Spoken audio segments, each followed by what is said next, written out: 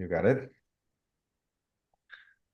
What is going on today? We have a really special, interesting guest, Mr. Casey Hitchman. How are you, my brother? Good, man. Good. Good to see you. I'm so happy to be doing this. I know it's been pretty interesting how we met and the few times that we interacted in person, we bonded pretty good. You're Yeah. one of those few peoples that have like a really high positive energy that is just good to be around. And I can see why you're so successful in general in life, because not many people have that talent, I will say, which is a talent to carry that energy and that smile and that like friendly vibe that you have. I wish I have a little bit more of that myself. Ah, But yeah. I So appreciate that, brother. Thank you for the kind words. That's awesome. I want you to go ahead and introduce yourself a little bit to the people that might see or not see these podcasts of who you are, what you do, and what got you to the place of where you are, because I know that's a pretty interesting story as well. Awesome. Well, my name's Casey Hinchman, and I am a life and business coach. I'm also a real estate agent. My wife and I have been recognized as for being some of the best real estate agents, top agents in the nation. I've been doing that for about 22 years. And about 3 years ago, 3.5 years ago, stepped into the coaching space as well. There's actually some real estate clients, executives too that we were working with. We did some interesting negotiations and they wanted to work with me in a coaching type capacity, and they were like, "This is something that you're obviously gifted at," and so it was interesting. That kind of drew that out of me. That opened up network for me. I was able to get them some exceptional results. My wife also works with them a bit. My wife Brooke, and so in that it kind of just there was the ripple effect, and one thing led to another. And so that's kind of part of how I got into the personal development space. Um, I came across some Tony Robbins tapes when I was in my early 20s, like maybe 22.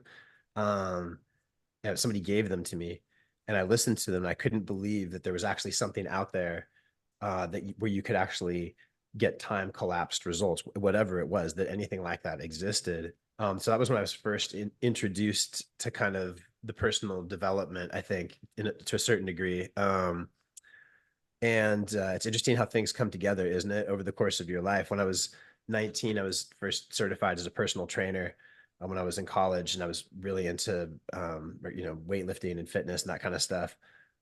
And it's interesting how all these things over time, when you look back, you can kind of connect the dots and see things more clearly. Where it's like being a personal trainer seemed unconnected to being like later on a real estate agent, but as a coach, all these things come into play, as you know, where your life experience, your unique life experience, puts you in a place where you have the ability, the authenticity, the authority to help people within these specific realms. And as you know, we don't have to be a really good coach, to be a great coach. We don't have to necessarily have excelled in that specific realm. Like you can help people to tap into their own higher intelligence, their unique zones of genius, and thereby excel at golf or whatever it is, even if I'm not a golfer, depending what it is they're trying to do. And so there's that aspect of just helping people tap into their own higher intelligence, coupled with overlapped with the concept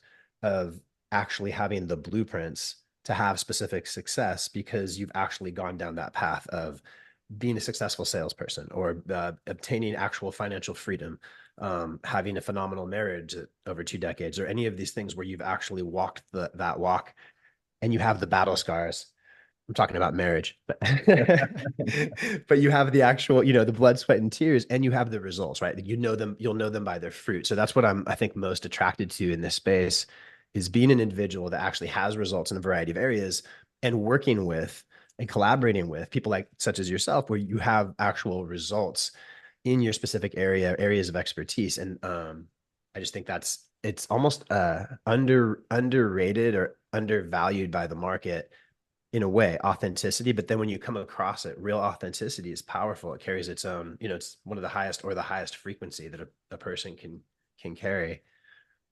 Did I answer some of that question? I think I answered some of those questions in there. You did pretty good in a pretty eloquent way. You know, Thank it you, is sir. interesting because when we do what we do, we always go to the same place, which we leave to like the mindset and the things that we do, right? So Yeah, any conversation at any given moment, it goes to that specific point, you know. so But true. So true.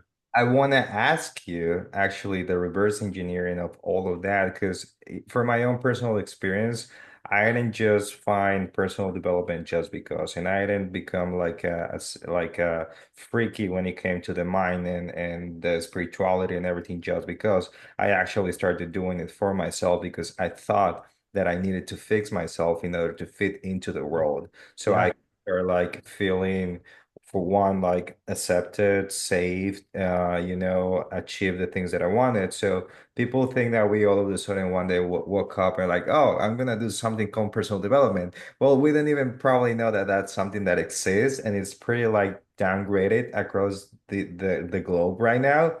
So I have my unique path of how I came into it, but how do you go to those Tony Robbins tapes and everything else? Because you're one of the few people that I've talked to that you don't repeat the relative dialogue of your habits are important and this and that. You're actually tap into um, more profound per se knowledge, and that is something that one has to be learned. Two is passed on mostly, but three is self-identified and lived because you can't fake it. So ah, how do you came into that?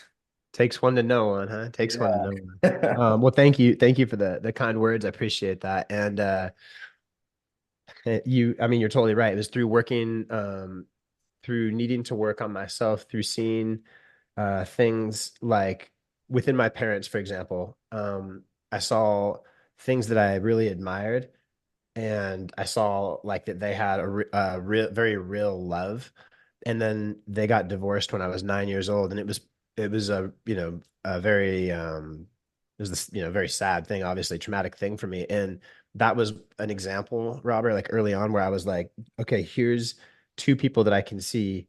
I mean, I have my own bias, but even objectively, I'm like, here's two people that I can see that truly love each other. They were the real deal. And then through different things that took place, financial pressures, life, whatever, all, and people change over time, then they eventually, they got divorced, and it was kind of unbelievable to me. And so it was like I had to figure out, it's like we're all given our own riddles. I believe we're all given our own riddles that are very specific to us for us to solve.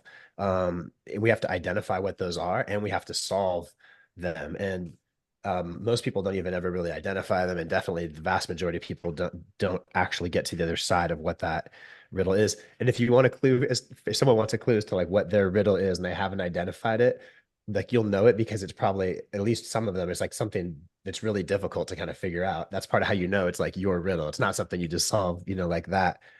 And so I had to understand, I had to find answers. It was like, one, they had financial problems that led in part to their other difficulties, marriage. That's the number one problem that couples deal with, that if a couple, it causes conflict, is um, financial problems. And that led to and was part of other things that went on. And it was an extreme stress. And I saw what that stress on them, and I felt that stress on myself. And this is the other thing, like the higher the level of understanding, the more nuanced the distinction. So my dad was actually kind of a brilliant businessman and a really hard worker and a good salesperson, all these things. And my mom worked hard and did well at her profession too. And she was a salesperson. So like, why would people who were all those things I just listed, and they were, not, why would they have financial problems? And why would they not later on maybe end up with like real financial abundance that they both absolutely could have had? And because it wasn't just an obvious thing like, oh, they're just drug addicts and they don't do anything, or like they're real lazy, like things that you can identify even early on.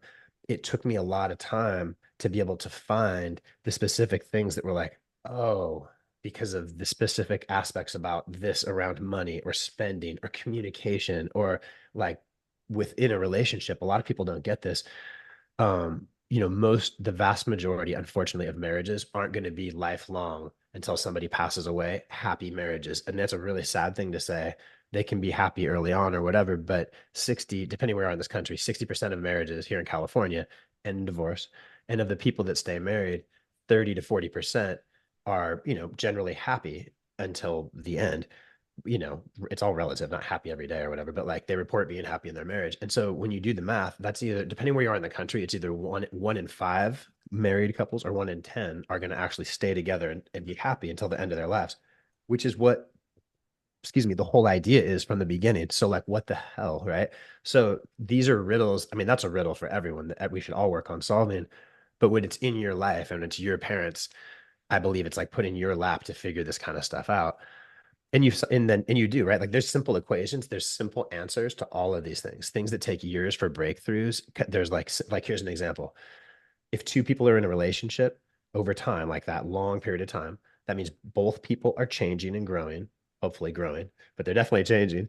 And the relationship, which is like its own thing, is changing and growing, right? So that's three different things that have to be worked on. Like I got to work on myself, you got to work on yourself, and then we got to work on our relationship together. And if somebody's not going to do this, or one of us isn't, there's no way that that thing is going to run to the end of your life in any form of happy, right? So internal work is always the answer I've come to find. And brilliant, this is another thing is like brilliant people who are hardworking and who are very capable and who should have it all, could have it all, won't, or they shortchange themselves they by simply not being able or willing to work on themselves, like not being willing to do the internal work. And again, you'll know it's the internal work that you're supposed to do because some of it you really don't want to do, or you don't want to change, or you don't want to let go. The further you get away from that, it's not really it's not the work, right? That's how you know. And this is why the work instills the worth, because it's like just by doing what actually matters. You know what I mean? It's like, what is it that actually is going to make a difference in your life? And I become like you, I know it's like addicted to personal development. It's the best addiction that there is, right? Because at the highest level, all that we're doing is tapping into our own heart. Like, what is it that you want most? And this is the game. And it's like, I mean, is there a better cause, not just for you, but for those around you? Anyway, it's incredible, right? Oh, it is. It is. And that's one of the things that I want to fully dive in and to complement a little bit what you say. Most of the time, the person is not gonna be able to see that which he's supposed to overcome because it is unconscious, right? It's in your pre-program, and that's why working with someone allows you because I guess you do a little bit of the same, but besides building the structure and the blueprint for the success to be achieved, we are mirrors. So Absolutely. what I do in my coaching calls is like you become really good at asking questions that lead for people to have the breakthrough. Therefore, they realize by themselves that which is blocking, but they are not gonna see it because it is unconscious. That's why you need someone else or something happening Love it. or a process specifically, which is harder within yourself to go to the root of that. And once Love you it. get a breakthrough, that rewires everything, and then it is time to have a plan of action. Like I probably like I know you do because if not, you're gonna go into the known. The human can never go into the unknown consciously. We always end up in the same place because we are wired to go there. I always say, and I've explained this a lot to my clients. People want to change their life in the world of the result. And the way it works, it is there is a thought that creates an emotion creates a habit or an action, and the action creates a result.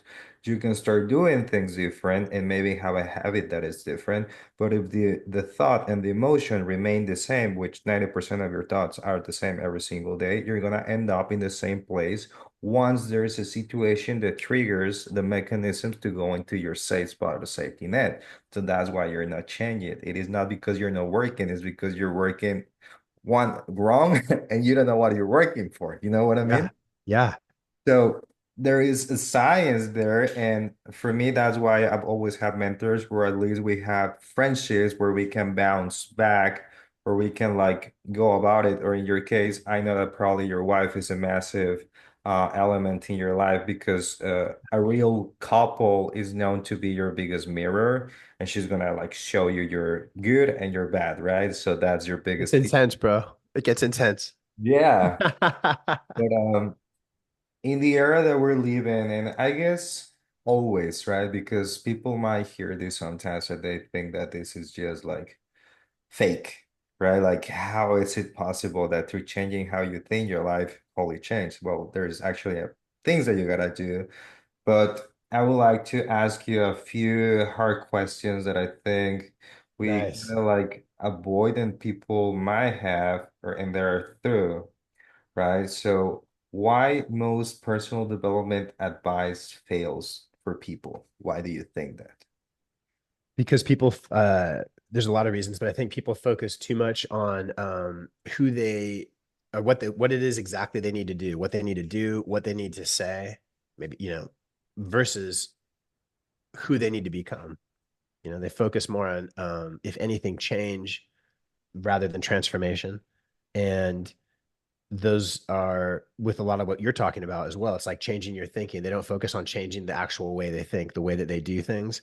I mean, the way that, like, if you change who you are and the way that you think, all the things that you do naturally change. Like you're saying, it's like not focusing on a more external or further off the result, but focusing on that process, which starts within yourself, right? And we become our habits, we become what we do consistently. So, people it's like this. If we and this is a really simple thing, I can't believe it's not taught to us at a younger age, but it's like if we just focus on getting clear on what our highest version of ourself is, what that looks like, the highest version of us, and then we get clear on what that person does and where that person goes and what they don't do and what they say and who they're around and who they're not. Because when you think about it, you get pretty clear on that. If you're honest, if you're willing to play the game of being honest with yourself, which is always worth it when it comes to this kind of stuff, then all of a sudden you get a clear list of actions, of things to do, of places to go, of what to think, of what to say to yourself. I mean, you can go as deep with it as you want, and then all we have to do is do those things,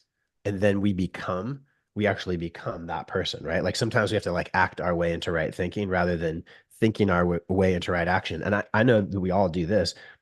If you want to go work, if you're going to go work out or do whatever it is, if you want to go work out and you feel like it, it's so much easier. It's so much better than when you're just not feeling it. And sometimes we just have to take that step, like those non-negotiables, and take those steps, and then we get that result that we want. We have to be, and you hit it on the head too with the unknown. It's fascinating how everything it comes down to that.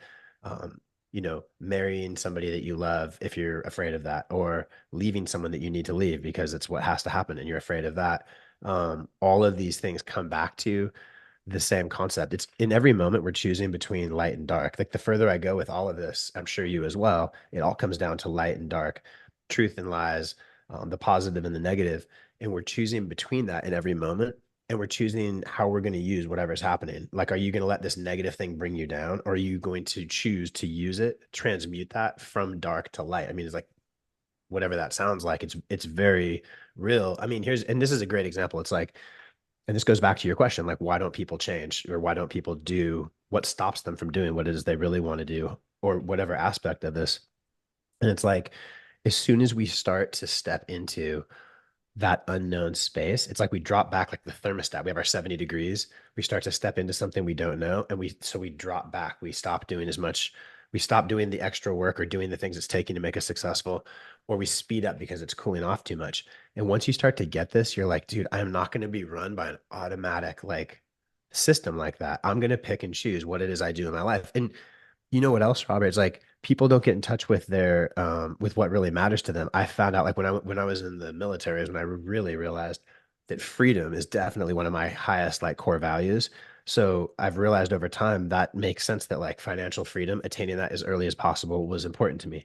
Physical freedom and being able to do whatever I want athletically is important on and on, right? So because that's a core value, and how we do anything is how we do everything. So it applies across my life. So if you're not willing to learn these things about yourself, as you know, it's going to be really challenging to change anything. And if you're not willing to focus on becoming something that else, right? Like changing who it is that you are as opposed to just the things that you do. No, I think this is key. This is a big piece of it. Yeah. What do you think? I Why don't think people make those changes? there's a two part, and I think that you do it, but maybe you're not conscious because there is terminology, right? But A lot of people teach a lot of personal development, but personal development is the develop of the person, which is the character that is built. So that can be developed to its highest, but doesn't mean that the emotional experience is going to change. You might achieve the financial, the car, the house, and everything, but the person or the persona, which is the ego, remains the same. And a lot of what you teach is the personal development with self-awareness. Because self-awareness is going into that trip to the inside and realizing those things. What are my core values? What am I really seeking to out of life? And I'm pretty sure that you have those moments where you literally the whole system of your life crashes down and you sit down and question everything. Like, why am I here? What do I want? Because sometimes through this process, at least for me, nothing makes sense at all anymore. And that's where the paradigm fully breaks down. And now it's time for you to start building a new paradigm because you've gone through all your belief systems, all your attachments. You don't care about anything. You start being authentic and all of this. So it's like the system crashes, which is when you basically break the matrix and you Yeah. understand the game. But that's such a scary place to be at because then you're like, so what do I do now? I know that I can make money this way. If I can doing these things, the money is gonna come. I know how to take care of my physique. I can achieve this and that. What it all goes down, and at least for me, is it starts to become about peace and moments of connection. Yeah. Moments. That's the only two because everything Moments. else it is a chase. It is Yeah. we're aiming to have, but that's never ending. I mean, for me, the only two times that, and I guess that happens for you too, maybe for you as an extra when you're with your partner, but when I'm truly free is when I'm coaching and when I'm training or like when I'm Mhm. doing a podcast. Yeah. Anything else, it is a little bit of a battle of keeping you in line. So there's levels to that conscious process, and I think that's one of the things. Like Yeah. you can have all the structure for the personal development, but if the work, the internal work doesn't change, you're gonna manifest everything. You're gonna feel empty at the end, and that's Yeah. something that I'm really trying to push into my people to tell them whatever you achieve is just a confirmation of who you're choosing to be, is not the end destination. Because for most of us, our goals takes away from our peace because it's always down the line. It's always when I get this, when I have that, when I look this way. So you're never at peace, and then you achieve it, and then you Ooh. another goal, Ooh. you go into that, and that's a cycle that it's hard to Yeah. break. And we're Yeah. not taught because again, the personal development, you need to have goals, you need to have these, you need to have Yeah. habits. Cool, but I'm telling you, I've done that, and also you can feel pretty empty at the end. So it's Yeah. not just that, it is the ability to remain within yourself and understand your light, your dark, what is it that you like, and understand that what makes sense for you right now, maybe it's not gonna make sense a week from now. Oh, isn't that the truth? This is the thing. When you talk about going through that process and having that, I don't know if you said breakdown, something along those lines. The thing is, it's like, and you know this too, this is why it's such rare air and so few people in reality, so few people as adults will ever hire a coach to actually help them improve their business or improve their life in any aspect, right? Um, and when you think about that, like that's kind of wild because you and I having knowing what it is. I've also had the privilege of having like life-changing experiences working with coaches myself, like being coached. I know you have as well. And like there's specific pieces of books that I've read that changed my life. Like there's that quote, when the student's ready, the teacher appears. Yeah. And that teacher can come in any form, right? And there's another quote that's like those who don't believe in magic will never go looking for it. Whatever it is, magic, treasure, the thing you're looking for, peace, real peace of mind. I mean, that's the real magic for all of us at the end of the day. Like true peace. But the thing is, like, if you don't believe it's there, you're not going to go looking for it. And so it's interesting to me because this is another thing about working with people and getting people to change. And this something you were saying made me think of this. You have the energy when it comes to helping people change or changing ourselves. We have the energy, and you can call this different things, but it's energy. And you have the blueprints. You have the energy and the blueprints. You can call that a recipe, a roadmap, instructions, whatever, right? But regardless, it's a blueprint of how you're going to do whatever. Because you and I both know that success is a science, fulfillment is an art. Although I think it's kind of, they both have both, right? But like success is a science. Like if you do this, this, and this, and this in whatever realm, you are going to have success. It's virtually guaranteed. Nothing in this life is guaranteed, but like you can do things in such a way, as you know, that it virtually guarantees you're going to have the most insane physique possible, right? Like you can do things, and that it's not like I don't know, let's try something and who knows what will work. Yeah, there's adjustments and there's like tweaks and whatever, but in the end, what works for one will work for another at the core.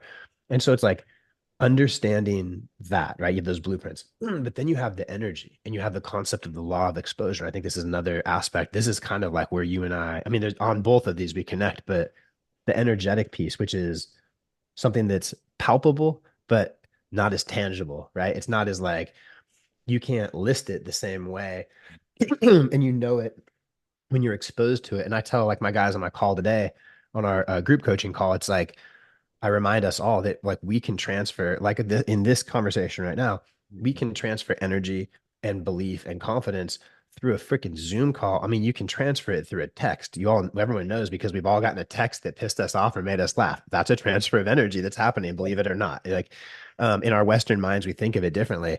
So when you start to realize this, and by the way, sales or the art of persuasion, that's just a transfer of belief at the most pure and real level. People that use that the wrong way are like faking beliefs and transferring it. And that's why like sales people have like a or this or the concept of sales has a bad Yeah. rap or whatever. But the reality at the highest level, you're just if especially if you're seeking first to understand coming from a place of service, then all that you're doing is once you believe you're like, oh, I know what can help this person, then you're transferring that belief to another person. And through authenticity, that's like it's very real. And that's the energy. It's the same type of energy that moves people into anything that helps to heal and grow a marriage, that helps you to connect with your children or whatever it is. It's an energy, right? I mean, there's that concept too that people won't remember everything that you say, but they'll remember how you made them feel. And that again is energy, right? And so this is so if you understand this, if we understand this, one, we can work to cultivate both. So powerful. Because how many people are just working on one? Yep. Like we've met people, you and I, where it's just pure energy and it's rabbit. There's nothing, it's all jelly and no toast. And then we've met people where it's all like paperwork or ideas, but there's no authenticity or experience really behind it, right? So having both of those, and then the real challenge or a really important piece, although I mean you can find it nowadays, is to go to somebody like you or me, but go to somebody who you can connect with enough and see that authenticity and that consistency in what they do. It doesn't have to be perfection. You don't have to want to be exactly like them, but they need undeniable results. You will know them by their fruit. And for me personally, like I don't want to work with people in general. It depends what you're trying to do who only have results though in one area, especially as we get older, right? I mean, it's different if you're 20 years old and you're all focused on like training for a track thing or whatever. That's a little bit different game. You have different people helping on different things, but especially as we kind of grow up and like are trying to work on different areas of our lives, I personally don't want somebody who's really fat telling me about discipline because they make a lot of money, right? For example. And so that type of thing is like has become, and this is what's driven me too, is like we need to become the men or the people that we needed, right, in our lives. And the people we need to become like the coach that that we never had. I never was able throughout my life, check this out, mentors. The book says, the stories say that you can find and may be blessed with like a great mentor. And that this mentor, it's explicitly stated or implied, will be able to show you lots of things about lots of different things. And this, if you're blessed to have that or great parents or whatever, that's awesome. But especially when it comes to more of a mentor coach type relationship, like I met some people, I was fortunate to meet some, have like a mentor kind of across the street who had like a really cool life and helped me. I mean, he was much older, but he really kind of was an example when I was young. Yep. But like it's really rare that you come across somebody that can help you that you admire in lots of areas. So um that's what I'm pleased to be able to deliver for my clients is to actually have that authenticity in those different areas because how rare does it become when you start going like you're financially abundant, financially free, you're in killer shape and you have phenomenal relationships right there. You're talking about less than 1% of the population, you know what I mean? So And it's important to recognize those gifts that are within you and to draw them out, not just for yourself, but for those that you care about, to be able to be the best for everyone around you. It's, in the end, it's not even about us, right? It definitely, I think there's two things into there. Like one is something that you said, like there's a difference between knowing and becoming.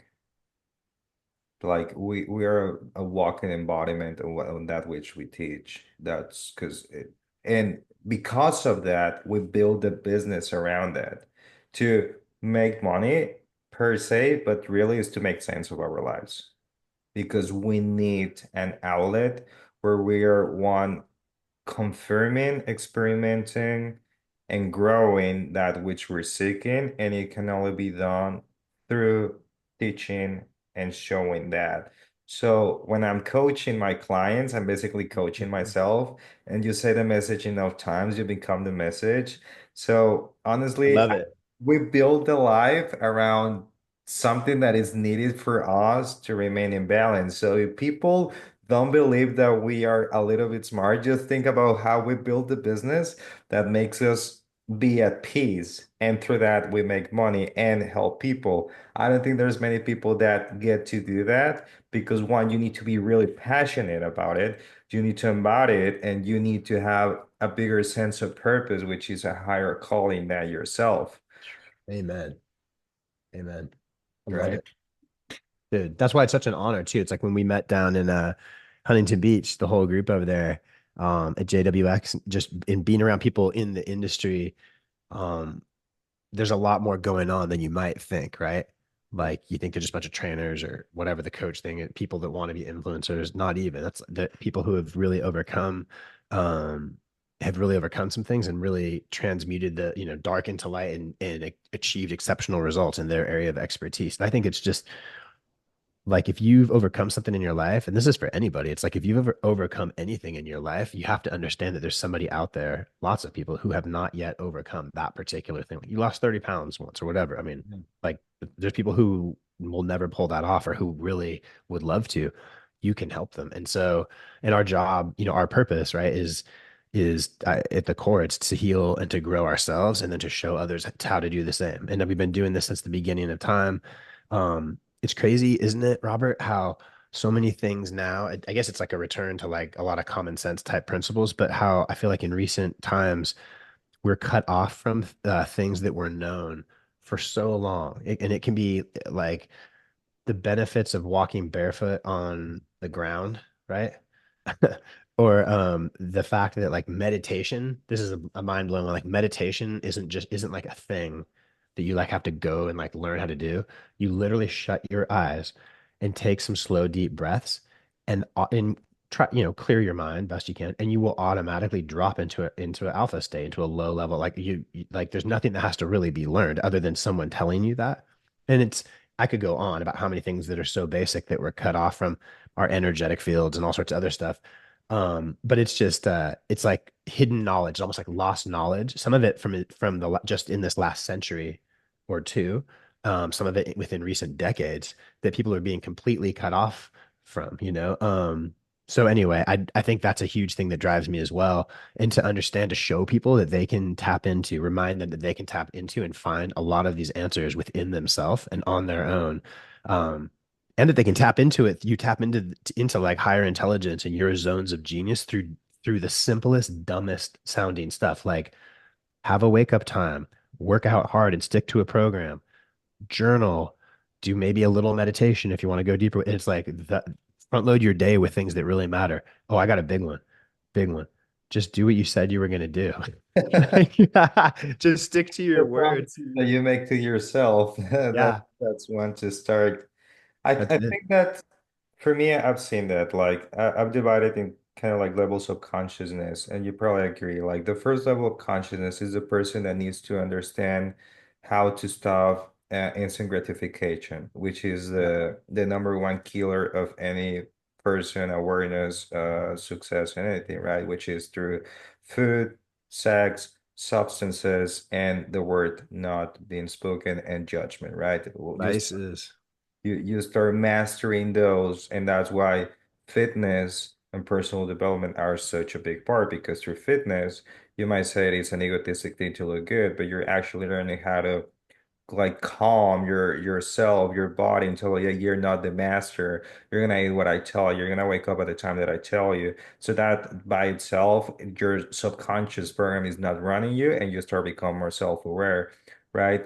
And then through the rest, it just becomes like a pile where you start making sense like, well, maybe I'll stop drinking, maybe I'll stop smoking, maybe I'll cut sugars, maybe I'll cut relationships, and you start like like a minus like operation where you start extracting things actually then add in and you go to the source, right? But above that then starts the people that can do that and become like a little bit of a freaky of reading and courses and seminars and meditate, and everything now becomes a thing that has to be aligned with the planets, with the astrology, with the vibe, with the flow. And like my mentor used to say, So if hard to line it all up. It's so hard to line that all up. yeah, and first, my mentor said, like, first you're a victim of your mom and dad, then you're a victim of society, and then you become a victim of God and the universe because they start victimized about those things.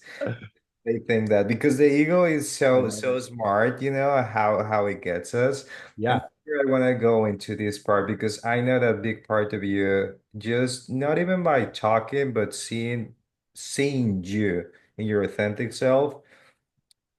Do you recognize that there's a big part also of tapping that there's a trap of endless self-improvement and people don't know when is enough and enough, and it just Mm. becomes another cycle which they can never go. And I don't think that's something that's spoken out there because Yeah. someone always wants to sell you something else, Ooh. and that it's a hard one.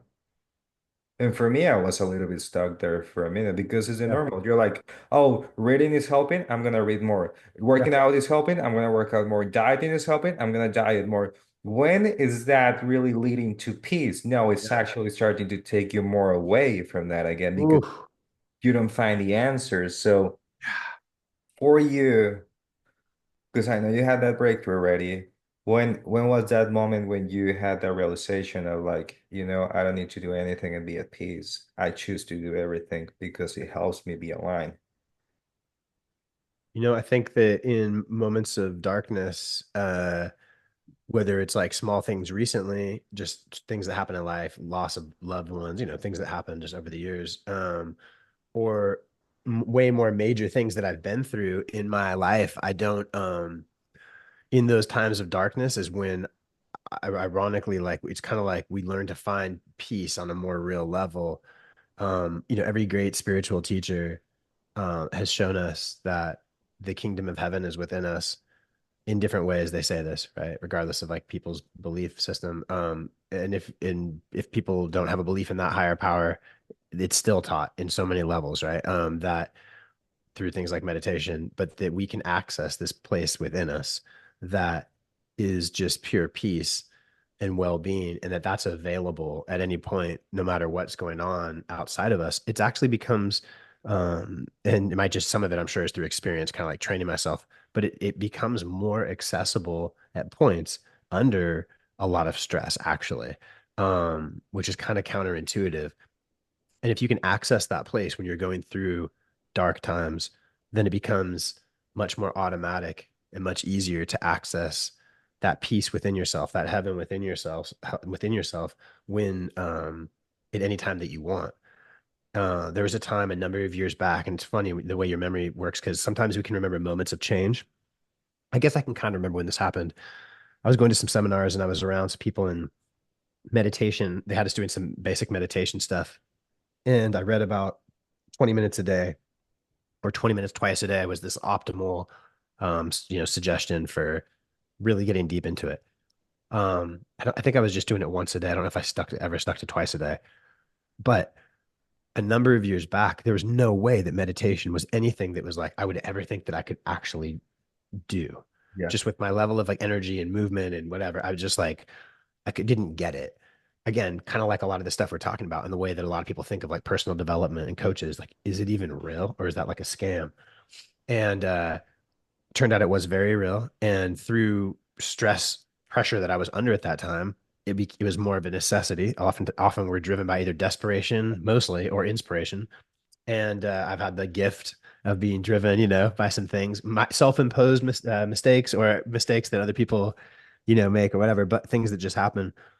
But then once I started with 2 minutes, I think, or whatever, think about this: 2 minutes of trying to quieting my mind and sitting there and deep breathing seemed really hard and seemed like forever.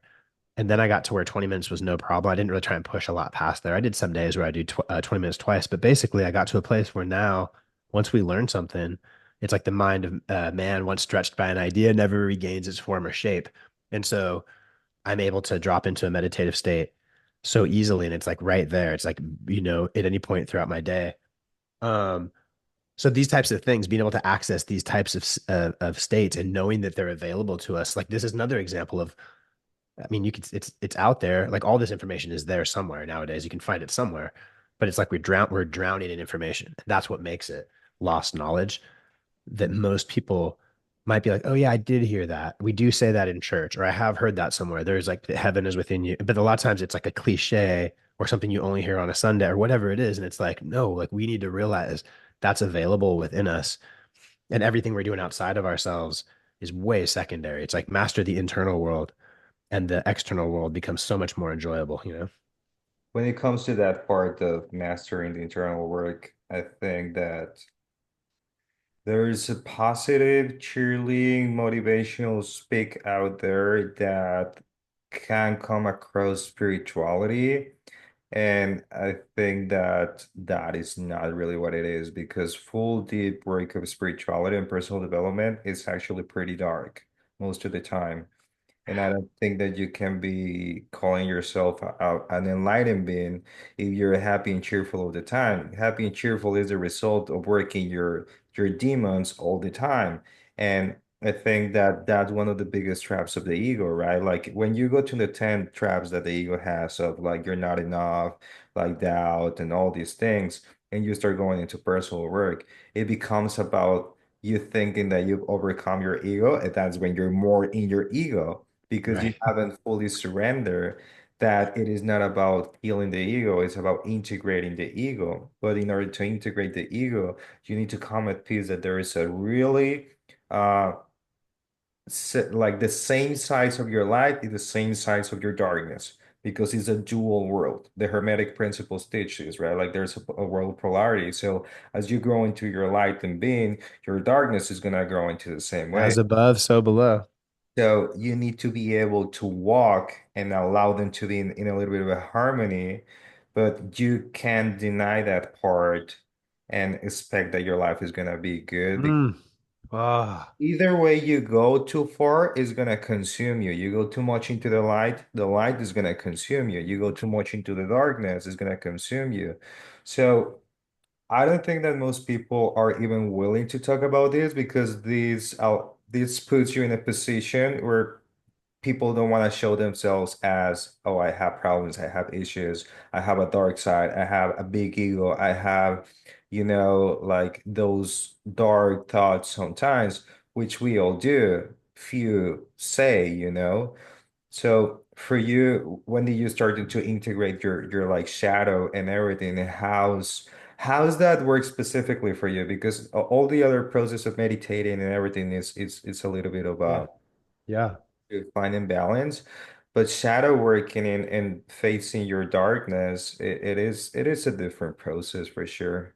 Yeah. You know,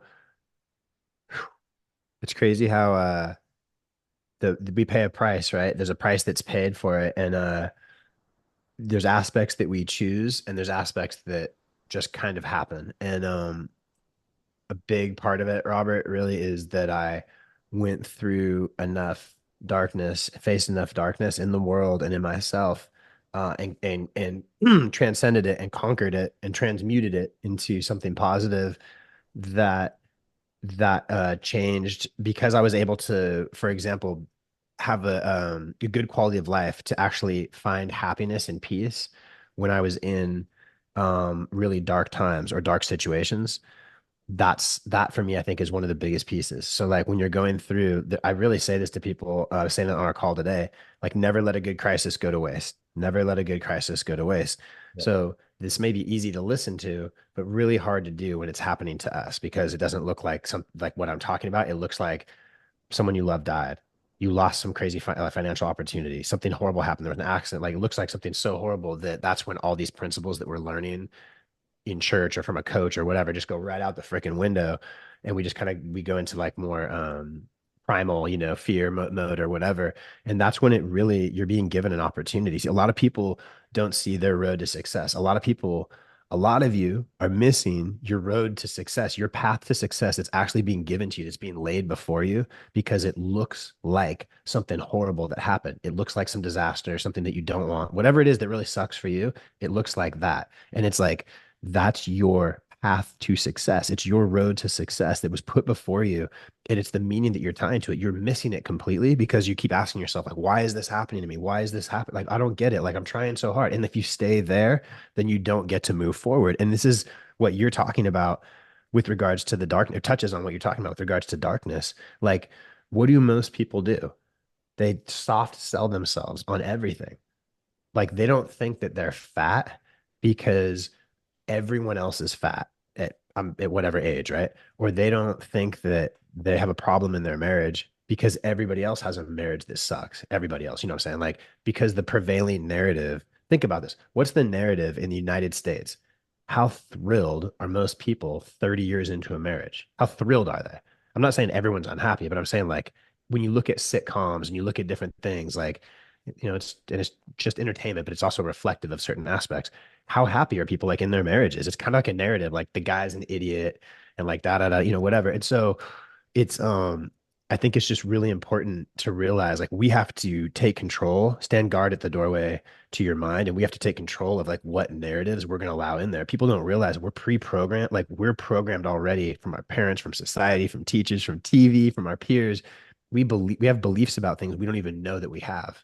Yep. And like you're saying, we got to identify those, right? And change them. But basically, by equalizing, finding like equalizing at the darkest places. When we lost everything financially in 2008, we went through the market crash. We'd set some stuff up wrong. We did a lot of stuff right. We had a few things like on adjustable rates, over leverage, whatever. We lost everything and fell from like a level of success that we had to this tremendous debt and all this other stuff. And it was my father passed away. It was just the most horrible time, and we left the country, and which we'd been planning to go do something and stay abroad, but we just needed a break. And we sold our house, sold stuff. Our house that we lived in actually burned down, which is another story. But we put our stuff into storage that we had left, and went to Panama and lived in Panama where we had some friends, and opened a surf school. We lived there for 2 years.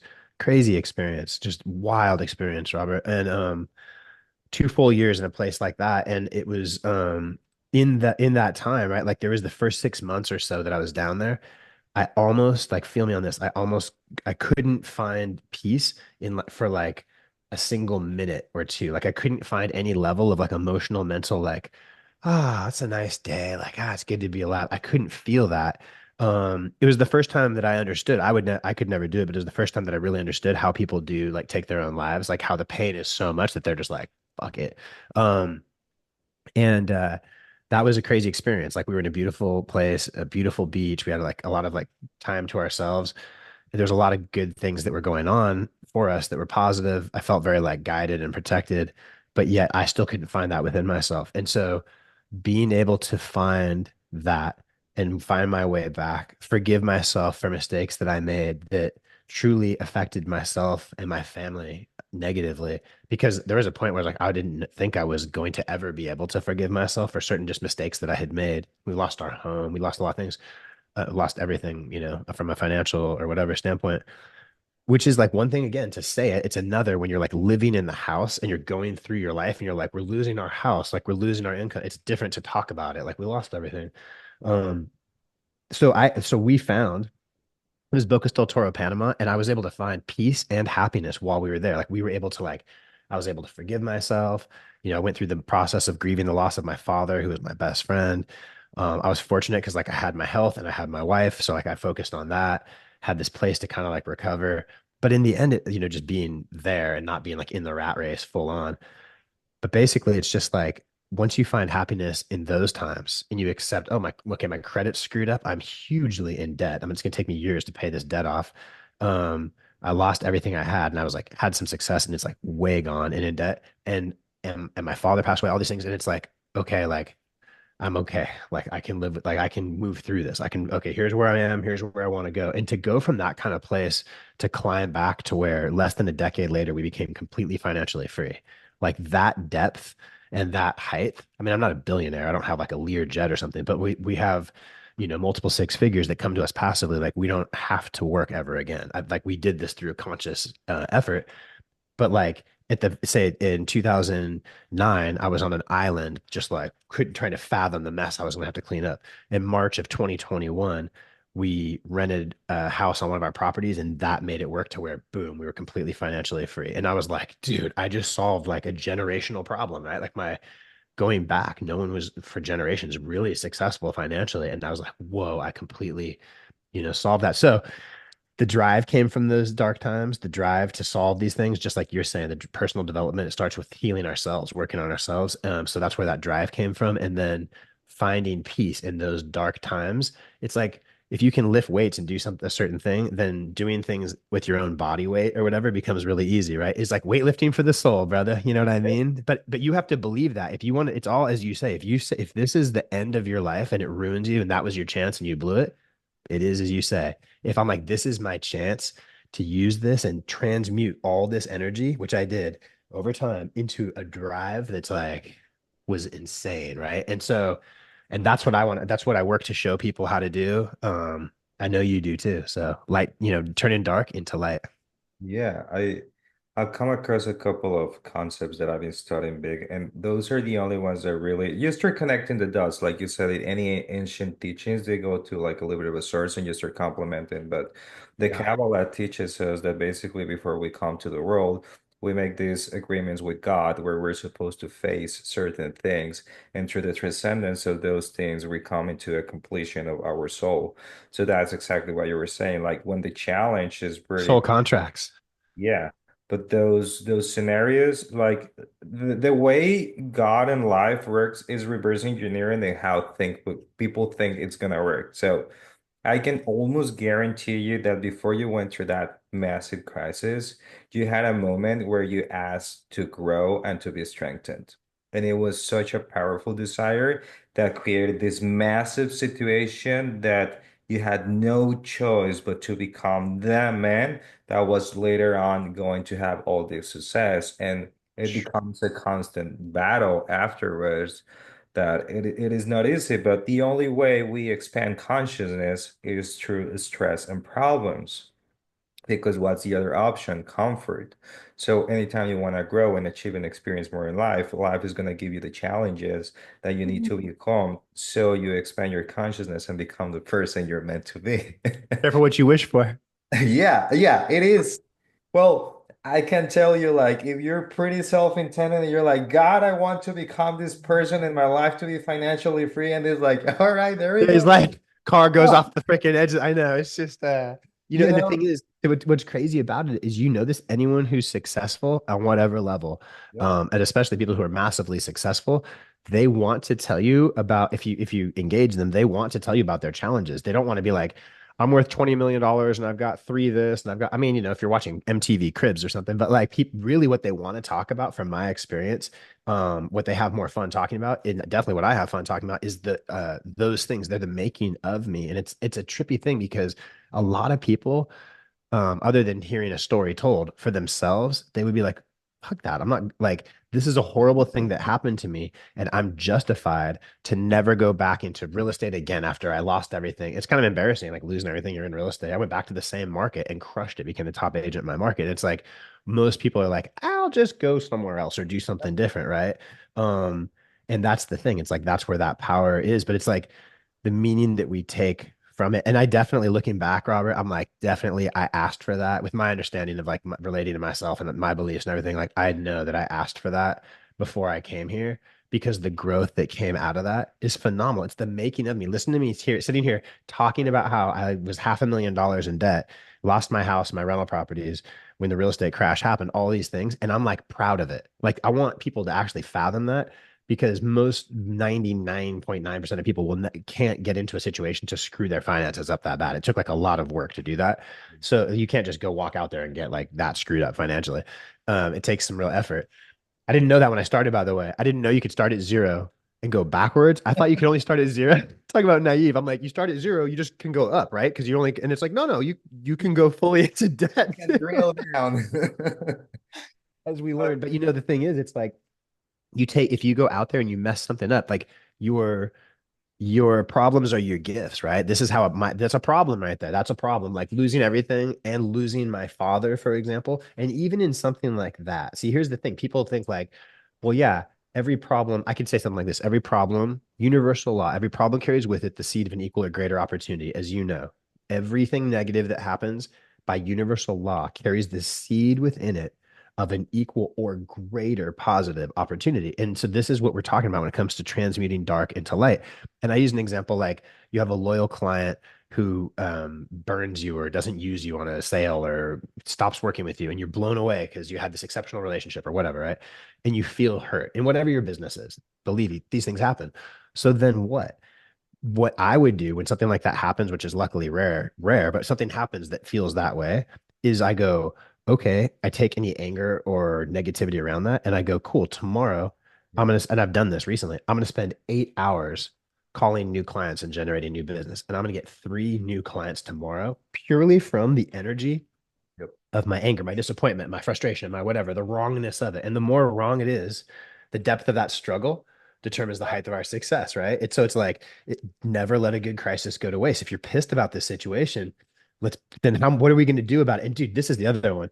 Don't tell me how pissed you are about the situation, how desperate you are, how much you can't sleep and whatever. And I'm like, oh, cool. Here's your solution. Here's your transmutation opportunity. And people are like, no, no, I just want to be pissed. I don't want it to be fixed. And it's like, are you ready to be healed? But Can I ask you this because I yes, think sir. for this is a little bit new for me because with the online coaching, I'm in a place where I'm not multi-rich and everything, but I'm doing okay and living. And I have a system now that produces money, and I know it's gonna keep growing, right? Like you too. Yeah. Yeah. But people think that when you get to a certain level of income, however that is, problems go away. And because you have money and resources and you're not struggling per se, it becomes easy. And honestly, I found out that it's exactly the opposite because when you start having freedom of time, space, and resources, the battle actually becomes bigger because you're not in a chase of something small. Like Ooh, yeah. I will look back and when I was like chasing, like having 2 or 3 jobs the first time I lived in California, when I was like personal training, going to this gym and this and that, like you're like doing a bunch of stuff and like exhausting yourself. And when you are in a place where you on a sales call can make a few $1,000s pretty easy, you just do it a couple of times and then you focus on yourself. When you at the same time when I keep growing, the level of challenges are not the same. And people might think, oh, well, you're living this life. It's easy. I think it actually becomes harder. And most people don't get to that space because they're not ready to handle it. Because like Ooh, you ooh, said ooh. it, I Woo. think that just think about this, and this is what I've been experiencing. Most people have a way out of everything, regardless whether they think or not. But when you start cutting the instant gratification of everything in your life, when there is no food, there is no alcohol, you don't smoke, you're not having sex, you're not ejaculating as a man, you're restricting to working out, you're restricting your friendship, you're restricting the complaining, the victimism, everything. You don't have a single outlet that the most common person have to like release that. That's a bigger battle to Yeah, handle. And it is hard, man, because it is harder when it everything is. is right and you don't feel good. That's way harder than when nothing is good. Yep. You have a lot of reasons to feel bit bad, but when everything is okay, and you need to learn that none of that really matter. And it's about now finding what you say, your piece, what makes sense for you. That's harder. How have you navigate that process? Because I don't think many people even get to talk about that. That's so legit. I think that it really is that you have to commit to being a lifelong learner as part of it. You have to commit to being a lifelong learner into the process of growth. And you have to find your balance in it. You were saying earlier how people just get addicted. It's like being like a seminar junkie. I've known lots of people as a real estate agent. Seminars are kind of like a thing in that industry, or whatever you want to call it, like coaches and seminars. It's like been in that industry for longer than a lot of others, or longer than a lot of people have known about it. And lots of people will go to events and pay thousands of dollars to go to like multiple day events and do literally nothing with it. Kind of like how a lot of it's just, people, it's just human beings. It's like how a lot of people go to church. There's some really profound stuff that they could learn. And do they, maybe a lot of people don't use any of it in their lives, right? And so that's really important. And if you're working with a good coach, if you're a great coach, then you should be having consistent, like, what were we going to achieve? How did we do? Where were the challenges? Okay, what are we doing going forward? What are the challenges that are going to come up most likely? How are we going to deal with those? How can I best support you? And it's amazing, as you know, the power of that, having somebody that's really good. And, two things that come with coaching, Robert, I've realized this over time with a great coach. And I've had a couple great coaches, a handful of good ones, and a couple that I really didn't, we were not at all good. So I've had the whole range with some really world-class coaches. And the thing is that two things that I've noticed that great coaches do. One, they authentically want really to share in your wins, any and all wins, big and small, and they're just totally stoked. Like they don't impose their ego or their preferences or anything else on you. They're just stoked for your wins, right? And if you think about it, that's rare air in life. Like you and I can do that with each other, Yeah. but like, and we have colleagues that we could do that with, but really, like, only so many people, because there's a point. People want you to be successful, but not too successful, whatever that means for them. Kind of a harsh thing. And then the other one is beyond sharing wins on like an unconditional, like really, like, I want to hear your wins and you want to tell them to because I want to hear them. That's a powerful force. And then the other one is just honesty, not, which doesn't mean people I know that are just total assholes. And they're like, I'm honest. I'm like, you're just an asshole. Like, you're wrong all the time, bro. And you're dishonest too, but you're just an ass. So like, I get what you're saying, but like, Yeah. that's not what we're talking about. But so again, real honesty. Like everyone has their biases, but basically unbiased, objective honesty. Hey, this is like what we've talked about. You told me is important to you. Here's what you're telling me you're doing. Right? I mean, correct me where I'm wrong, and this is where you want to go. So we see a dissonance, a disconnect, a space, a gap between the daily activities that we're committing to and what we're supposed to be doing. So let's bring that together. So like you're getting an honest feedback. Okay, this sounds like, I mean, does this sound like a good idea? What you're telling me, Robert, based on your goals, is what you're asking me right now. Does that make sense going forward? A lot of it, like you say, is asking questions. But like in your life, how many people it will just give you actual honesty because most people in your life have a bias in your life. They're your something. And so therefore there's a rules and expectations around the things so to actually get, and then you're like, okay, can I get unbiased truth, like actual truth, focused on me and my needs, but truth from someone that's really badass that actually has pulled things off. Now you're like, dude, who can you go to? This is what's trippy about coaching, a great coach. Like, who do you, because I've thought about this and I feel like I know a lot of people, that there's some high caliber people and contacts I have and everything else. And you go, cool. Who can you call, Casey, before I was in coaching?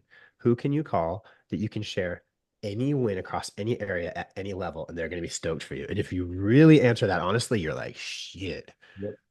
And then same with the honesty that they can give you honest feedback and be like, no, if you want success in business, you need to do A, B, and C, and you're doing this part is missing. They can tell you, like, anyway. So you start to realize you're like, damn, it's valuable, it's valuable. Like your expertise. It's just, I think that one of the things that makes a great coach is one, living the path, going through the process, but the ability to see beyond what the person can see for itself, then create a roadmap, hold it accountable through the process, and then at the same time, not make him dependent of you.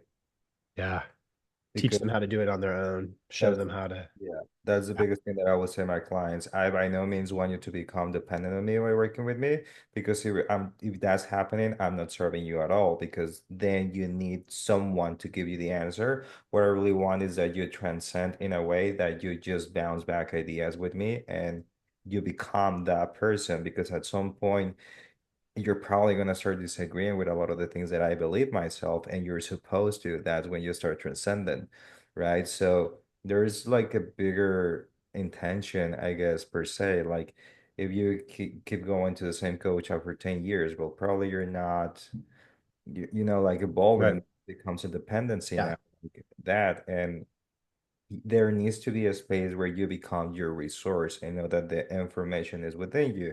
You read a book that was written in the 1930s of Napoleon Hill, and you read something that was all of a sudden like someone got the realization in a meditation. It is exactly the same thing because Unreal. it's information that's been out there, and a lot of what I tell them is like this information that I'm telling you, you already know, you're just confirming it because it's impossible that it will make sense to you unless you already knew it.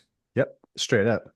And that's why there's no teacher who can teach anything new. They can just help us to Yeah. remember what we already know. So much of it's about finding your way back to yourself, right? It's Yeah. like, and can I ask you, Robert? Yeah. So if, because I think this is what a lot of people think when you were saying it's so important helping clients, helping people to see what they can't see within themselves, and we know that's a vital part of it. And you and I know that that is real. So why do you think it is that most people, or how would you explain to most people, if I came to you, this is 90% of the population would say this, bro, I think I know myself in their own way, their own dialect. Bro, I think I know myself pretty well. Robert, what is it that you're going to show me about myself that like I can't see? Like I've got eyes, ears, everything else, and I can see what's going on. How are you going to see something, by the way, from across the internet, full skeptic here, right? That you're going to possibly be able to show me something about myself that I don't see. Like, I don't understand how that works. I feel like I should be able to see my own faults, whatever. How do you respond to that? How do you explain that to somebody? And obviously, we're not trying to convince if people don't feel it, aren't ready, then they're not ready for it. That's okay. But like, how do you explain to people who are actually curious how we do that, how you do that? I will tell them that if the consciousness tell them that it's all right to work with me, they should do it, and if not, they shouldn't. Yeah, and how, but I mean, exactly. I think that's totally right. But and then how do you, like, when they're Okay. like, how do you show them how when somebody's trying to understand how you're going to show them or how I'm going to show them what they can't see about themselves, and they're like, I feel like I can see what I do myself. Why would I need you to show me that? How do you explain that to someone? I'm curious. I think it's not really about explaining, it's about guiding them to the point where where they realize that you're seeing it. For example, Oh, profound. Well said, bro. Yeah. most people come to me and they're like, I ask them, that's the first thing, like, tell me what's happening in your life and what is it that you're trying to accomplish and what's happening right now in your life that's triggering that change. Yeah. And I work with women, so all of them tell me, well, I want to lose weight, I want to do this and that. And I tell them, all right, what is the vision or where you like to go? And they all almost answer the same thing. I want to have a good body, I want to be healthy and this and that. And I'll tell you, all right, you're never going to achieve it because the number one reason of why you're not achieving it is because that vision is so poor. And what you're aiming is not to get a physique because your subconscious and your mind doesn't care about a physique. What it wants is the emotional experience that you think that you're going to have once you have the body, once you have. Boom. So when you start opening their minds to that, they're like, oh, I see. And I never make any promises to them at all. I just ask them like, hey, at this moment, any given person is the result of three things: their beliefs, their habits, and their standards. Anytime you want to change your life, you need to break those three, right? And you need a Yep. structure, you need a process, and you need to open yourself that which you're aiming to achieve is not even the real destination, it's just the glimpse and the stimulus. So you walk there, and if you allow it, can be so much bigger than that. Boom. I love it. And I'm just now remembering, are you the one or one of the ones where like your avatar is women? Yeah, I only work with women. I Oh, work with that's really cool. Yeah, I have because I've that's funny. I didn't realize that that was. I think that that was you at some point. Justin brought up, and that's interesting because I work with both, but a lot of times it's the wife that's bringing the husband in. And I've had a lot of success working with women as well. So that's definitely an interesting conversation yeah. for us to have. One thing I wanted to ask you as well is because I'm actually curious about this. When you and I connected in Southern California at that event, and I felt like we had a good connection and just talked through things. But and between then and now, when you talk about like like accessing higher intelligence or helping people to do that or tapping in or these kind of things, I'm just curious, um what is it through like the content or connecting with me? I guess a lot of it's just content because that's a lot of our communication. But what is what is it that like made that like brought your attention to that, or what it was it that with me or anyone else that allows you to or helped you to recognize that concept? Is it like just conversations specifically that we were having about that? I don't remember initially right off the bat, or is it just you can just tell by some of the messages I'm sharing or that kind of thing? Does that make sense what I'm asking?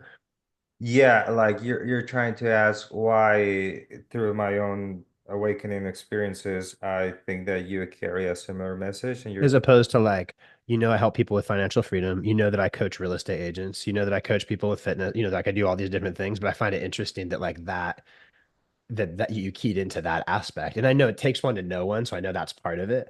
yeah. I But with think me or anyone else, like what is it that brings that to your attention that they're doing that or that they're more tapped in? I think there's multiple things. I look to people and I relate based on qualities that they have that I kind of aim to have, and then where are we compatible? So you're like a really joyful, high energy person, and you're successful, and you walk with that which you preach. So that bounce it.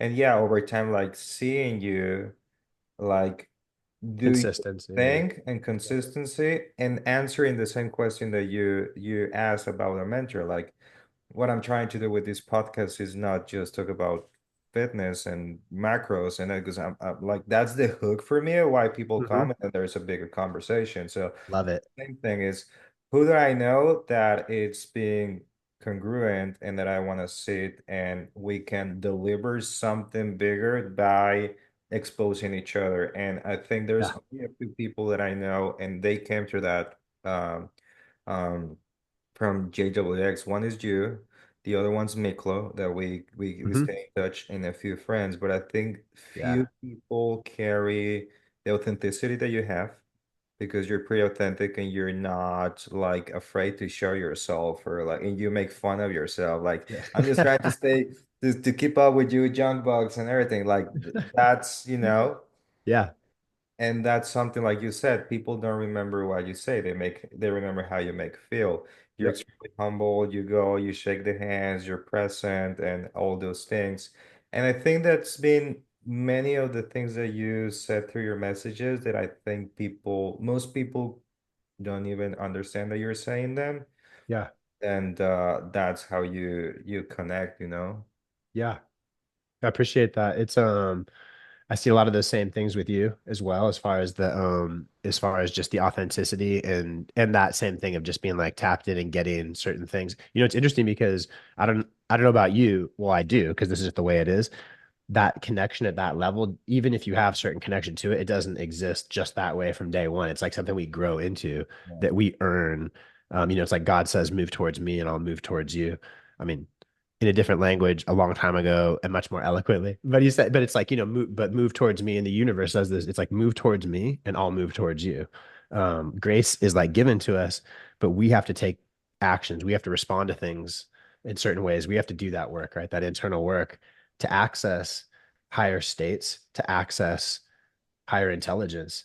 And this is the thing, it's like everybody has it within them. It's like anyone who's alive right now, you lived through so many, whatever, thousands of generations of survival when so many didn't survive. So just think how badass you innately are. And a lot of times we have to remind ourselves of that. And, sometimes, of course, people around us that can help to remind us of that as well on Yeah, the real level, too, on the real level, not like, if we suck, we suck. If we're good, we're good. But reminding us what's in there. no, definitely. I think that for you, you don't even need to be doing what you're doing. You're really doing it out of purpose and passion because it grounds you into peace. And that's when you said it takes one to recognize the other one, like I think that I like signed somewhere across the line that I was gonna do this the rest of my life. Otherwise, it doesn't work. And I Know it. always there's you probably have the same belief system or came across or kind of know it, but Yeah. I knew that in order for me to have the level of income that I want to have, I need to become the coach that can deliver that level of message. So true. That's it, man. And very few people are asking the question of who do I need to become to deliver a bigger message and serving a wider spectrum that takes into more things that even your nerve system being able to handle it and the stress and the pressure and the commitment. and other people are just like, how do I sell more? Yeah. It's like So who true. I need to become to deliver that message, carry that energy, and hold that commitment because it's a commitment. Once people come and work with you, you build relationships. I don't have Yeah. clients. I build relationships. I know you too. So that's a massive thing. And I think very few people do that because you could just keep going into selling real estate and not, Yeah. and you're like passionate about life. And I think that maybe you don't say it, but you're probably at a point where I'm coming, starting to come where you only want to do things that bring you peace, joy, and you can share with other people that you love. Yeah. Amen. It's so true. And to get to a place like the thing is we have to want that. We have to understand, a lot of my career, Robert, in real estate and it could in other areas of my life, but when I look at it, there's long periods where success is being driven by a certain level of stress. A lot of times it's like more of a low hum in the background. Um, and a lot of times like I had to like lose everything and have and like kind of like a big breakdown as far as my life and then rebuild it to really understand and see this. And so that's a gift that was given to me, a huge set of problems that was given to me. Where, like, here's an example. In 2008, there was a recession and the real estate market was extreme, almost impossible to make a living in for a little while. And as a real estate agent, and during that time, when I lost my father and we lost everything, we packed it up and we went and lived abroad for 2 years, living pretty close to the ground. And so when that happened, it created a break in my consciousness through the mourning of my father, the loss of everything we had to deal with, a lot of extreme stress, and then having this period of peace and tranquility where we were able to kind of like recover, or were able to really recover and like kind of reinvent ourselves and refocus on what we wanted, where most people just continued through trying to keep doing what they were doing, trying to keep their house or not lose their whatever. So they were continuing to fight through these like kind of shitty years for a lot of people while we were down there fully recovering, right? Yeah. So I knew always in the back of my mind, and I always see this in the worst of times, no matter how much pain I'm in emotionally, I know this is a gift. I know that this is a gift that's being given to us, and we need to take full advantage of this opportunity. And when we rise to those occasions, it's just incredible what's on the other side. What's on the other side of that. So it's just and we always have to look too to like what is on the other side. Like, how will I feel after I eat this? Yeah. How will I feel after I make this decision or whatever? And if we focus on how we're going to feel after we do the thing, especially like long term, that's a great guiding principle for whatever it is that we need to do and follow. And like you mentioned, touched on too, inspiration. Like when you're picking between different things in life, different decisions or what choices of whatever, if nothing else, and always like in general, it's like you should go with the thing that inspires you the most. Like that's a great principle, like leaning into that. Yeah, yeah. It's like emotions too. It's like I remind people that emotions are the language of the soul. It's how our soul actually speaks to us. So just really powerful to tap into that. It's a huge piece of it, right? Tapping into the divine is first tapping into yourself, and that gives you that access. It's Yeah. working towards your highest excitement with no expectation of the future. Yeah. Yeah, that's literally the Still key. working on Yeah, it's that. hard, man. Like, I think that one thing that a tip that anybody can look for if they're gonna work with any coach, however that goes, they're gonna tell you constantly how life is humbling them and what they're going through. Yeah. That's how you know that they're actually doing the work. If they tell you that they got it all figured out, it's like, no, bro, like Right. you still have ages. Like I constantly like I tell my clients like life works in this way. I go through the process, I fix myself, and then I teach you how to do it every single week. That's how it works. So I'm like the first gate and then I teach you. So and I'm I pretty love it. I love it. but I think that you make a commitment with the universe, gotta however people want to frame it, and like let me help people, right? You're gonna go, you're gonna have it, you're gonna experience it, and then you're gonna teach them how So to true. do it, and how to have it. It's not a fun thing to do most things, but all of a sudden you went through a shitty week, shitty situation, you overcame something, and then you have someone across the screen and is having exactly the same problem, and Yeah. you're like. Thank God I went through that last week because otherwise I wouldn't have the answer that this person needs right now. So everything has like So a true. way of working. And It's so true. time, especially I guess that happens to you when we're in flow, during the coaching calls. I tell my clients take notes because I don't even know what I'm saying. I'm just like downloading and Isn't bring. that crazy? Yeah. Like Yeah. they ask me, "What do you say?" I'm like, I have no idea. I just like download it and give it to you. You can record it and write it because I have no Yeah. idea what's Yeah. happening. Wild, huh? It is, Such a but gift, man. Such a gift to be able to do what we do. yeah, it's beautiful. It's a blessing and a curse sometimes, but That's how everything is, right? I think that that's why people don't realize that they're not achieving and succeeding because they only want the beautiful part of the equation and they don't want the dark part of the equation that comes with Yeah, it. Like you want to make a lot of money, you want to have the house and this, are you willing to carry the stress financially to have a payment of this and getting the clients and the rejection and this and that? And when you show them the whole picture, if there's a 1% of your soul that is not fully in, you're not gonna manifest it by any means. You need so to be true. fully aware of what's the whole picture. And for us, it's the responsibility and commitment of helping others and going through those processes. So Love it. I love it. It's you know that process too. It makes me think, Robert, that it's like my wife told me this. My wife Brooke, she's just amazing. I'm really blessed. But she said this concept, it's like fate. And I just thought this was beautiful. It's such a good perspective. It's like fate is what your life would be if you just lived it by default. That's what people would call fate. Destiny is when you is translates, or the root of it in Latin, it's like deepest desire. So destiny is what you truly want of your life and what you can make of it if you make certain choices, right? And I was like, wow, that's a really interesting perspective, and definitely I think valid. Like there's this default, and people are like, oh, this is just how it's supposed to be, or people will use it like this is just God's will, and it's like I think that's interesting because if we're going to talk about God's will, it's like, did you do your part of whatever it is, right? You can't just not try in life it's or in make dumb decisions and then say, oh, look, it's God's will or it's the universe's will. yeah. And I think that's a really important piece. Like, what's the thing? It's like we have to do our best. It's like fight the good fight, keep the faith, and finish your course. And Yeah. so it's like whatever our situation is, whenever and wherever and whoever we are, whatever it is in front of us, we have to finish our course. We have to fight that good fight and we have to keep the faith in order to do this. And if we do those things, then yeah, hey, it was meant to be. It's God's will, it's the universe, whatever. But you can't just like, oh, well, that's just the way it's supposed to be. It's like, bro, you didn't even try. Like, you know what I mean? The way I started living my life a few weeks ago, and it's a concept that's exactly what you're saying, that's the teaches in the Kabbalah, because the Kabbalah tells you that God wants to give you everything and you have to have no resistance. But at the same time, it is needed for you to do everything so you become the person that acquires that. So how do you find that balance? It is between I know that it's gonna come to me with the least effort, but at the same time, it's needed for me to have my maximum effort so I become that person.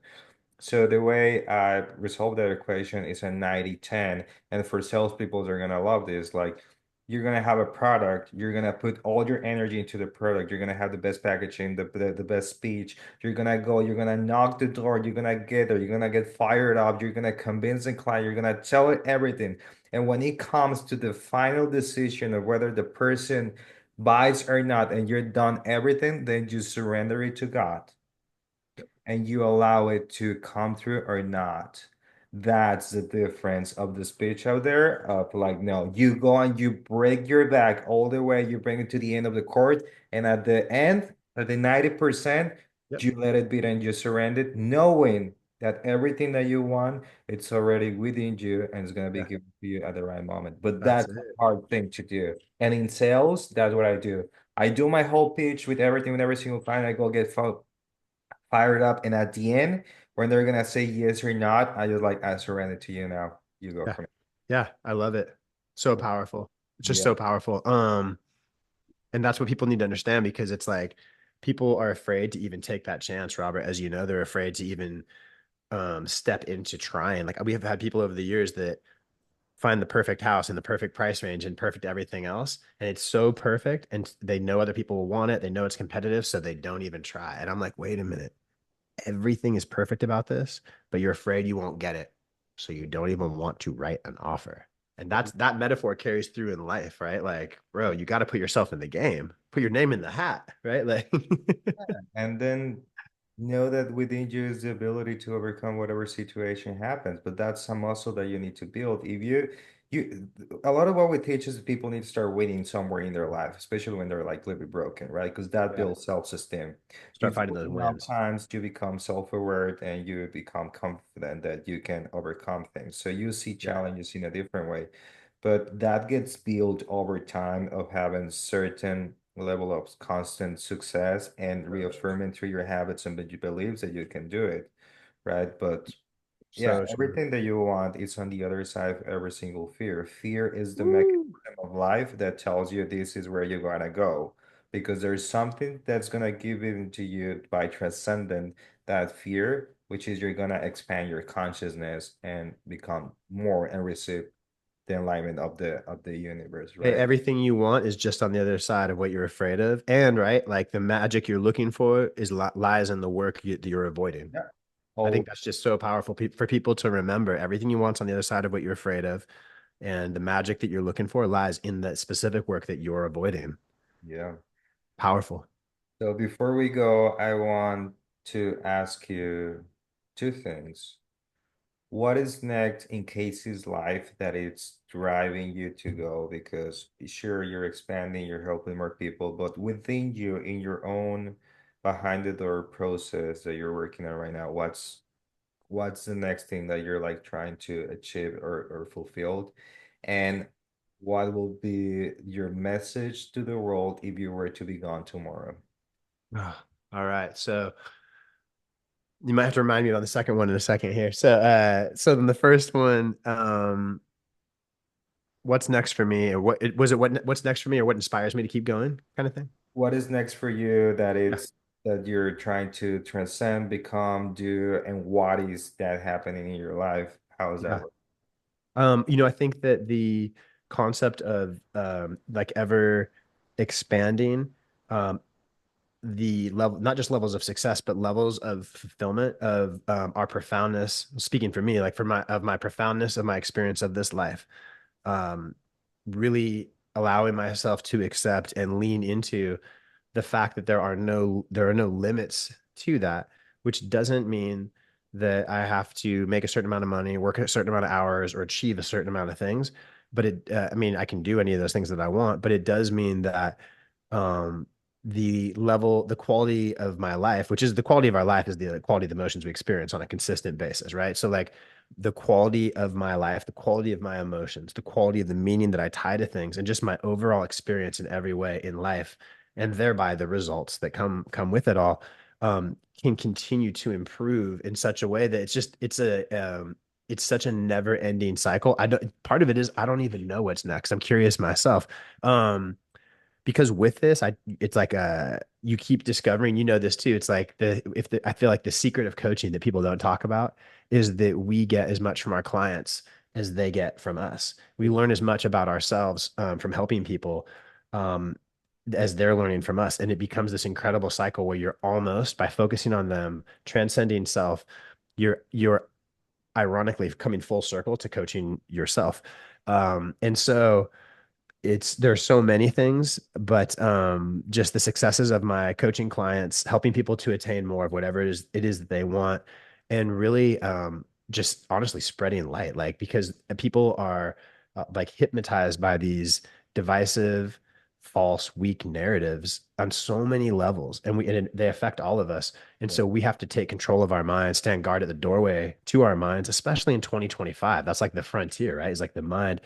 So it's so powerful. It sounds cliche to say it's all about mindset, but it really, all of this is about mindset, because if your mind is working right, is working at the highest level, then everything else falls into place. And so I don't ever want to become complacent, Robert. I want to continue to grow in the ways that matter to me and thread the needle, right? Like not spend my time doing things that sound good to other people or look good on paper, but that actually fulfill me. Because I think that's the most powerful thing. So more of that, more of this right here, brother. We got to do more of this. Yeah, absolutely. This was a good. Yeah. Yeah. And I think if there was a message for the world, it would be that, um, not to underestimate, don't underestimate the power that lies within you. Like understand that the power of the universe is some of this might sound over the top or like I'm drinking the Kool-Aid, but the power of the universe is within you. Like when you fathom what you came from and what it took for you to be here, the odds of you existing, you're given this unique opportunity in this life on this planet, and you can absolutely have, do, and be anything that you want if you're just willing to pay the price. Be clear on the price of what it is that you want and then be willing to pay it and tap into your own heart, and tap into the knowledge that's being conscious, like purposefully and just kind of as being lost, as a side effect of just so much information that's being hidden from us. You know what I mean? It's like your birthright. All this stuff that you're tapped into, that I'm tapped into, it's available to everybody. Like to tap into higher intelligence and find what it is they want, all that is within them, and there are people who can help you, so many resources that can help you to tap into that. So understand that and cultivate that belief that you can actually access higher intelligence outside of what you may be experiencing right now, and how to apply this to your life in the simplest ways, right? In the simplest ways. That would probably be a long message, so I'd have to condense that message for someone, but that's the general that's the general principle, my Yeah.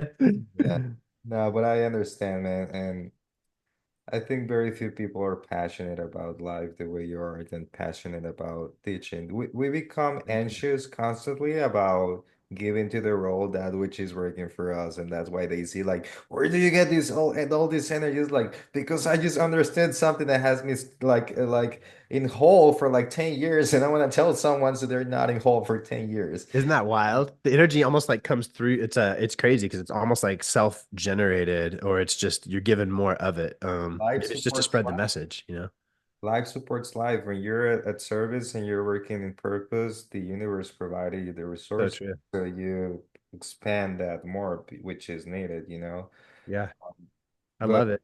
this was a beautiful experience, brother. We definitely gotta do it. I'm so glad for two things. One, for you making the time because I know you're pretty busy, always doing something. My pleasure, man. And the other one is for God to allow us to have the opportunity to meet through the community. And I do treasure a lot these relationships because as you might know, when you get to certain levels of consciousness, and I don't think I'm enlightened or anything, I think I have a little like maybe a second here and there. But sometimes it becomes hard to connect with a lot of people and make sense to the things that you're experiencing. And you're definitely one of the very few people that I've ever come across that gets it. So I really take into my heart those relationships, and I have nothing but love and respect for you, brother. I do admire you in many ways, and Thank you. Appreciate that. Likewise. I really appreciate that, man. And it's an honor just to be here talking with you. And we should do this again sometime. And I hope we yeah, delivered, some value for your listeners. And much love, much respect, and to be continued, huh? Keep killing it, bro. amazing, brother. Well, we're gonna cut it off here. Thanks anybody for watching, and I hope you picked something out of the craziness that we just said. I love it. Let's go.